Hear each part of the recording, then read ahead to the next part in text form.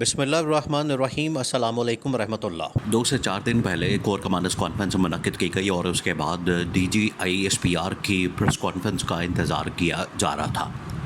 کیونکہ یہ پچھلے دنوں جس طرح سے واقعات ہوئے ہیں پاکستان کے اندر، جس میں بلوچستان کے اندر ہونے والی دہشت گردی، بلوچستان کے اندر ہونے والے واقعات، بلوچستان کے اندر جس طریقے سے معصوم اور نہتے پاکستانیوں کو سیدھے فائر مار کے شہید کیا گیا، قتل کیا گیا، فوجی تنصیبات کے اوپر حملہ کیا گیا، فورسز کے اوپر حملہ کیا گیا، اس کے بعد پھر پاکستان کی جو فوج ہے مکمل طور پر ایکٹیو ہو گئی، متحرک ہو گئی۔ نہ صرف جی ایچ کیو کے اندر مسلسل ملاقاتیں ہوئی، میٹنگز ہوئی، اجلاس ہوئے، بلکہ ایپیکس کمیٹی کا ایک اہم ترین اجلاس بلوچستان کے اندر بھی منعقد ہوا اور وہاں پر بہت اہم ترین فیصلے کیا گئے۔ پھر اس کے بعد کور کمانڈرز کانفرنس ہوتی ہے اور کور کمانڈرز کانفرنس کے اندر یہ تمام تر معاملات سامنے رکھے جاتے ہیں، اس میں جہاں پر بلوچستان کے اندر ہونے والی دہشت گردی اور اس کے رد عمل میں جو ایک تو فوری رسپانس دیا جاتا ہے، آپریشن کیا جاتا ہے، اس کی تفصیلات، پھر اس کے بعد جو بعد میں آپریشن کیا جانا ہے، کیسے کیا جانا ہے، کن علاقوں میں کیا جانا ہے، کب کیا جانا ہے، آپریشنل معاملات، فائنینشیل معاملات، وہ تمام تر ڈسکس کیا گیا۔ اور وہیں پر پاکستانی فوج کے اندر خود احتسابی نظام کے متعلق بات کی گئی، اس کا اشارہ دیا گیا جنرل فیض کی جانب، اور پاکستان کے سیاسی معاشی معاملات کے متعلق بڑی تفصیل کے ساتھ بات چیت کی گئی۔ پھر آتے ہیں D G I S P R general Ahmed Sharif Chaudhry منظر عام پر، اور آ کے وہ پریس کانفرنس کرتے ہیں، اور اس پریس کانفرنس کے اندر وہ تمام باتیں کی جاتی ہیں، وہ تمام چیزیں سامنے رکھی جاتی ہیں پوری قوم کے سامنے، جو پاکستانی فوج پچھلے 4-5 دن سے مسلسل ان کے اوپر محنت کر رہی تھی، مسلسل ان کے اوپر کام ہو رہا تھا، مسلسل ان کے اوپر جائزہ لیا جا رہا تھا، ان کی جانچ پڑتال کی جا رہی تھی۔ آخرکار وہ سارے معاملات جو ہیں وہ قوم کے سامنے رکھے جاتے ہیں، اور D G I S P R بذات خود آ کر تمام تر چیزوں کو سامنے رکھتے ہیں، اور پھر صحافیوں کے سوال و جواب کے سیکشن کے اندر بھی بہت ساری چیزوں کو واضح کیا جاتا ہے۔ سب سے پہلے تو D G I S P R کی جانب سے، اور اس پریس کانفرنس کے اندر جنرل فیض حمید کے متعلق بھی بات کی جاتی ہے، اس پریس کانفرنس کے اندر پی ٹی آئی اور عمران خان کے متعلق بھی بات کی جاتی ہے، اور اس پریس کانفرنس کے اندر موجودہ حکومت کے ساتھ ہونے والے معاملات کے متعلق بھی بات کی جاتی ہے۔ تو سب سے پہلے جو D G I S P R کی جانب سے پریس کانفرنس کی گئی، اس کے اندر جو پہلی بات کی گئی وہ یہ کہ کس طریقے سے بلوچستان کے اندر آپریشن کیا گیا، اور کس طریقے سے کھیپی کے اندر، وادی تیرا کے اندر آپریشن کر کے وہاں پر دہشت گردوں کو جہنم حاصل کیا گیا ہے۔ یہ بڑی تفصیل کے ساتھ انہوں نے بات کی، اور فوج کا ادارہ ظاہری بات ہے کہ وہ ایک آپریشنل معاملات کے اوپر بات کرتا ہے، ملک کے اندر دہشت گردی کے خاتمے کے اوپر بات کرتا ہے، پاکستان میں ہونے والی دہشت گردی کے متعلق بات کرتا ہے، جو کہ فوج کا ایک کام ہے۔ فوج ایک پروفیشنل فوج ہے،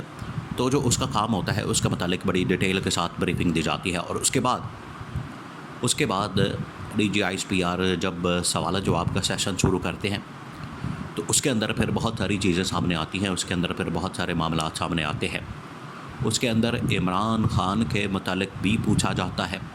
اس کے اندر جنرل فیض حمید کے متعلق بھی پوچھا جاتا ہے، اور اس کے اندر پاکستان کی موجودہ سیاسی، معاشی،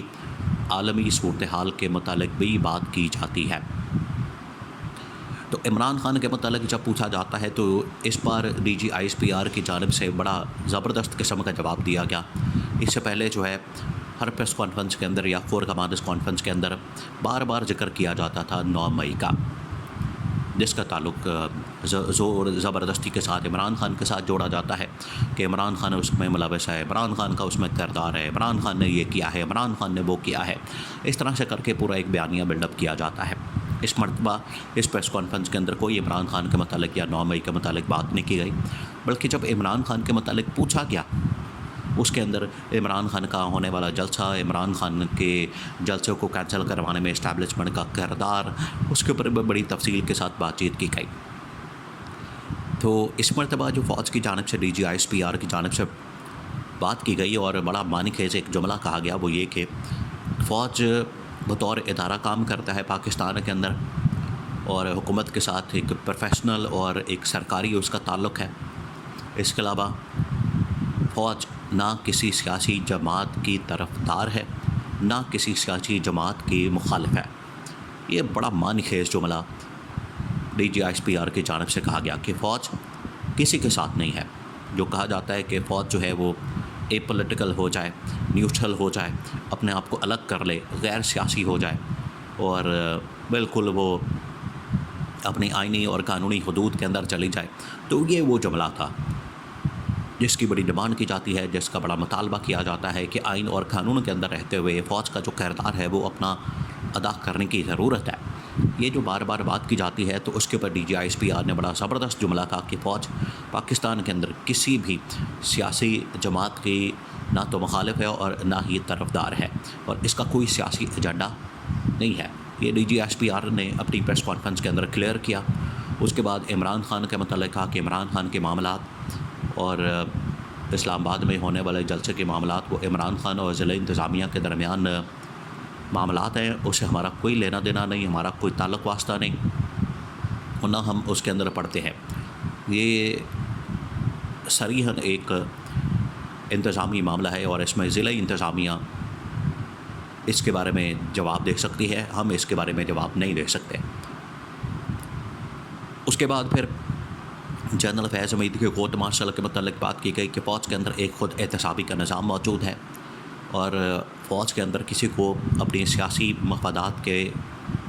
فروغ کی اجازت نہیں دی جا سکتی، اپنے سیاسی مفادات کے حصول کی اجازت نہیں دی جا سکتی، اور سیاسی مفادات کے حصول کی خاطر اگر وہ فوج کو استعمال کرے اس کی اجازت نہیں دی جا سکتی۔ پھر بلوچستان کے متعلق بڑی ڈیٹیل سے بات کی گئی کہ وہاں پر سہولت کاری کون کرتا ہے، کس کی اما پر یہ دہشت گردی کی جاتی ہے۔ پھر افغانستان کے متعلق بات کی گئی کہ افغانستان کے اندر آنے والی حکومت 2021 میں اس نے آ کے فتنۃ الخارج طالبان، پاکستانی طالبان کو ترجیح دی پاکستان کے اوپر۔ تو یہ تمام تر چیزیں تھیں جس کے اوپر DGISPR کی جانب سے بات کی گئی، لیکن جو سب سے اہم معاملہ تھا عمران خان کے متعلق، جو ایک تاثر بلڈ اپ کیا جاتا ہے، پرسیپشن بلڈ اپ کیا جاتا ہے نون لیگ کی جانب سے، پیپلز پارٹی کی جانب سے، حکومت وقت کی جانب سے، کہ عمران خان اور اسٹیبلشمنٹ کے درمیان کوئی لڑائی ہے، اس کے اوپر فوج نے دو ٹوک انداز میں اپنا موقف دیا کہ فوج نہ تو کسی سیاسی جماعت کی طرفدار ہے، اور نہ ہی فوج کسی سیاسی جماعت کی مخالف ہے، اور فوج کا کوئی بھی سیاسی ایجنڈا نہیں ہے۔